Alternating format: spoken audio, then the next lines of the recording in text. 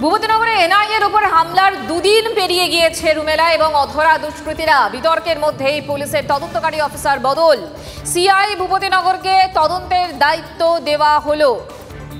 Caesar এই মুহূর্তে আমাদের সঙ্গে টেলিফোনে রয়েছেন আমাদের প্রতিনিধি সিজার।